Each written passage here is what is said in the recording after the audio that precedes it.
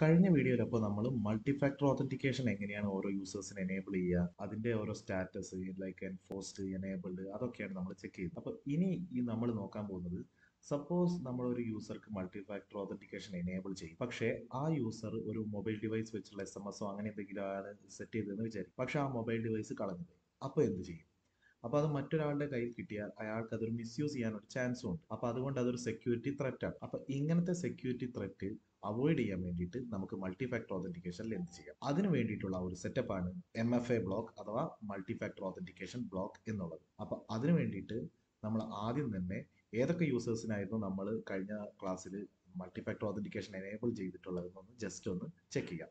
അതിനുവേണ്ടി Azure Active Directoryയിലേക്ക് പോയിട്ട് യൂസേഴ്സിനെ select ചെയ്യുക. ഇവിടെ വന്നിട്ട് പെർ യൂസർ MFA എന്നുള്ള ബട്ടൺ ക്ലിക്ക് ചെയ്യുക. അപ്പോൾ ഇവിടെ കാണാം, നമ്മൾ MS ധോണി എന്നുള്ള യൂസർക്കായിരുന്നു കഴിഞ്ഞ ക്ലാസ്സിൽ മൾട്ടി ഫാക്ടർ ഓതന്റിക്കേഷൻ എനേബിൾ ചെയ്തിട്ട് ലോഗിൻ ചെയ്തിട്ടുള്ളത്. അതുകൊണ്ട് എൻഫോഴ്സ്ഡ് എന്ന് ഇവിടെ കാണിക്കുന്നുണ്ട്. പിന്നെ 2 യൂസേഴ്സിന് നമ്മൾ ബൾക്ക് അപ്ഡേറ്റ് ചെയ്തിട്ടുണ്ടായിരുന്നു, സഞ്ജു സാംസൺ, വിരാട് കോഹ്ലി എന്നുള്ളത്. ബട്ട് ആ യൂസേഴ്സ് നമ്മൾ ലോഗിൻ ചെയ്തിട്ടില്ല, അതുകൊണ്ട് അത് എനേബിൾഡ് മാത്രമാണ് കാണുന്നത്. എന്തായാലും നമുക്ക് ഈ ക്ലാസ്സിൽ MS ധോണി എന്നുള്ള യൂസർക്ക് MFA ബ്ലോക്ക് ചെയ്തു പോകാം. സോ ഫസ്റ്റ് നിങ്ങൾ അപ്പോൾ Azure Active Directoryയുടെ ഹോം പേജിലേക്ക് വരിക. ഇവിടെ ലെഫ്റ്റ് സൈഡ് പെയിനിൽ ഒരുപാട് ഓപ്ഷൻസ് നിങ്ങൾക്ക് കാണാം. നമ്മൾ നേരത്തെ എടുത്ത യൂസേഴ്സും അതുപോലെയുള്ള ഓപ്ഷൻസ് ഒക്കെ ഇവിടെ കാണാം. അതിൻ്റെ എല്ലാം താഴെയായിട്ട് നിങ്ങൾക്ക് സെക്യൂരിറ്റി എന്ന് പറഞ്ഞ് കാണാം. അതിൽ ക്ലിക്ക് ചെയ്യുക. സെക്യൂരിറ്റി ഓപ്ഷനിലും ലെഫ്റ്റ് സൈഡ് പെയിനിൽ നിങ്ങൾക്ക് ഒരുപാട് ഓപ്ഷൻസ് കാണാം. കണ്ടീഷണൽ ആക്സസ് കാണാം, അങ്ങനെ ഒരുപാട് ഓപ്ഷൻസ് കാണാം. അതിൻ്റെയൊക്കെ താഴെയായിട്ട് മാനേജിന്റെ അണ്ടറിലായിട്ട് MFA എന്ന് കാണാം, അതായത് നമ്മുടെ മൾട്ടി ഫാക്ടർ ഓതന്റിക്കേഷൻ. അത് ക്ലിക്ക് ചെയ്യാം. MFA ക്ലിക്ക് ചെയ്തതിനു ശേഷം നിങ്ങൾക്ക് ലെഫ്റ്റ് സൈഡിൽ ഇതുപോലെ ലെഫ്റ്റ് സൈഡ് പെയിനിൽ ഒരുപാട് ഓപ്ഷൻസ് നേരത്തെ ഒക്കെ കണ്ട പോലെ തന്നെ കാണാം. അതിൽ സെറ്റിംഗ്സിന്റെ അണ്ടറിലായിട്ട് അക്കൗണ്ട് ലോക്കൗട്ടിന്റെ താഴെ ബ്ലോക്ക് ബാർ അൺബ്ലോക്ക് യൂസേഴ്സ് എന്നുള്ളത് കാണാം. അതിൽ ക്ലിക്ക് ചെയ്യുക. ഇപ്പോൾ കറന്റ് നമ്മൾ ഒരു യൂസർക്ക് പോലും മൾട്ടി ഫാക്ടർ ഓതന്റിക്കേഷൻ ബ്ലോക്ക് ചെയ്തിട്ടില്ല, അതുകൊണ്ടാണ് ഇവിടെ നോ റിസൾട്ട്സ് എന്ന് കാണുന്നത്. പുതിയൊരു യൂസറുടെ MFA ബ്ലോക്ക് ചെയ്യുന്നതിന് വേണ്ടിയിട്ട് ഇവിടെ മേലെയുള്ള ആഡ് ബട്ടണിൽ ക്ലിക്ക് ചെയ്യാം. അപ്പോൾ ഇവിടെ നമുക്ക് യൂസറുടെ പേര് കൊടുക്കേണ്ടി വരും. അപ്പോൾ നമ്മൾ MFA എനേബിൾ ചെയ്തിട്ടുള്ള ഒരു യൂസറുടെ പേര് ഇവിടെ കൊടുക്കുക. അതുപോലെ എന്ത് റീസൺ കൊണ്ടാണ് നമ്മൾ MFA ബ്ലോക്ക് ചെയ്യുന്നത് എന്നുള്ളതും കൊടുക്കണം. അതായത് ഫോർ എക്സാമ്പിൾ നമ്മൾ നേരത്തെ പറഞ്ഞ സിനാരിയോ ആണെങ്കിൽ അയാളുടെ ഒരു മൊബൈൽ ഡിവൈസ് അയാൾക്ക് കളഞ്ഞു പോയതാണെങ്കിൽ ആ ഒരു റീസൺ ഇവിടെ കൊടുക്കണം. ഞാനിപ്പോൾ ആ യൂസറുടെ പേര് ഇവിടെ കൊടുക്കുകയാണ്.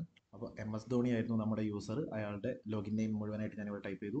അതിനുശേഷം റീസൺ ലോസ്റ്റ് മൊബൈൽ ഫോൺ, എന്നിട്ട് ക്ലിക്ക് ഓക്കെ കൊടുക്കുക. ഓക്കെ, ഇപ്പം നമുക്കിവിടെ നോട്ടിഫിക്കേഷൻ വന്നു, successfully blocked MS Dhoni at learnings2022outlook.onmicrosoft.com.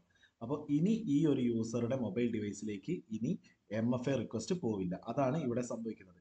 അതുകൊണ്ട് നമുക്കൊന്ന് ഫസ്റ്റ് ഒരു ഡെമോ ചെയ്ത് നോക്കാം. നമുക്ക് ഈ യൂസറെ വെച്ച് ലോഗിൻ ചെയ്യുമ്പോൾ എന്താണ് കാണുന്നത്.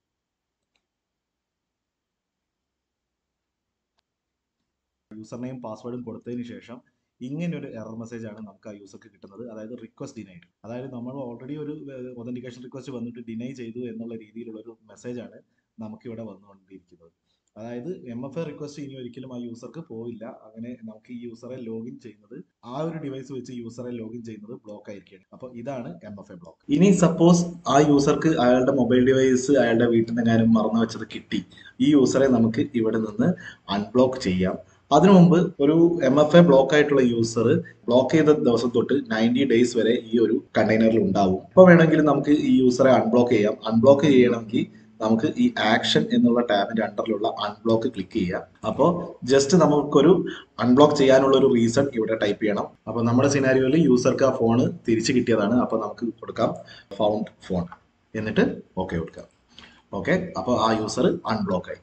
ഇനി ആ യൂസർക്ക് MFA റിക്വസ്റ്റ് അയാളുടെ ആ മൊബൈൽ ഡിവൈസിൽ കിട്ടിക്കൊണ്ടിരിക്കും. അപ്പോൾ ഇത്രയാണ് നമുക്ക് MFA ബ്ലോക്കും അൺബ്ലോക്കിനെ കുറിച്ചൊക്കെ ഈ ഒരു വീഡിയോയിൽ പറയാനുള്ളത്.